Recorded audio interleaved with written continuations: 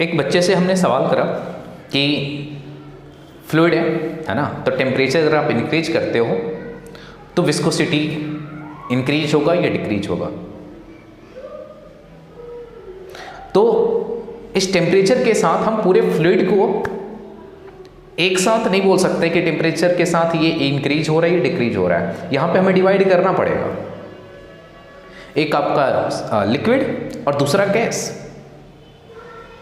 ये दोनों फ्लूइड है, लेकिन दोनों केस में टेम्परेचर के साथ अलग अलग चेंजेस देखने को मिलती हैं।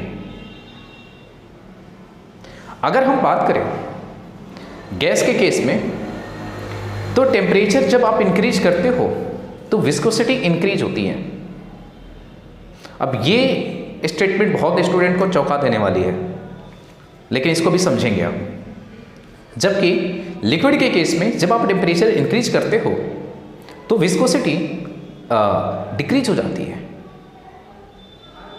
और विस्कोसिटी है क्या?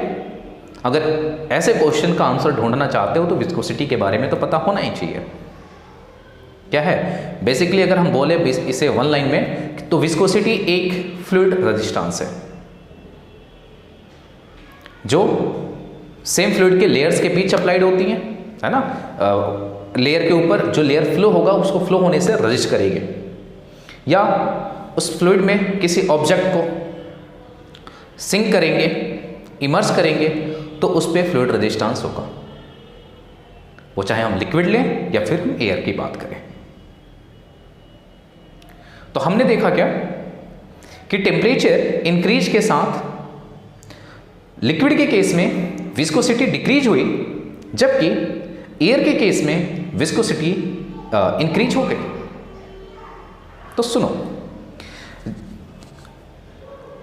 टेम्परेचर जब इंक्रीज करते हो तो in the case of air,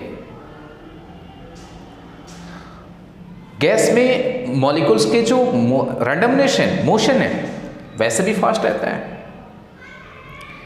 लेकिन जब आप टेम्परेचर इंक्रीज करते हो तो उसकी काइनेटिक एनर्जी और इंक्रीज हो जाती है। अब काइनेटिक एनर्जी इंक्रीज होने की वजह से उनके पार्टिकल की रैंडमनेस और कई गुना ज़्यादा और बढ़ जाती है।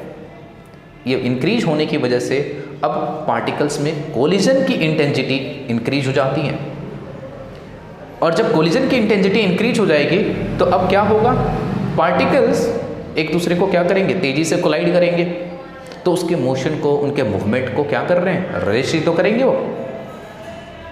तो यानी आपने टेम्परेचर बढ़ाया, काइनेटिक एनर्जी इंक्रीज हुई, इंटेंसिटी ऑफ कोलिजन इंक्रीज हुआ, है ना। But in case of liquid,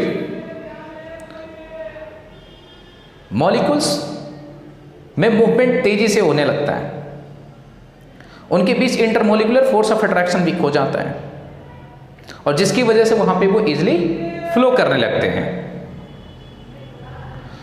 तो in the case of water fluid resistivity decrease होती है, जबकि in the case of gas fluid resistivity decrease होती है। और इनके पीछे का मेन जो रीजन है वो है कोलिजन। गैस के केस में पार्टिकल्स का कोलिजन इंक्रीज हो जाता है।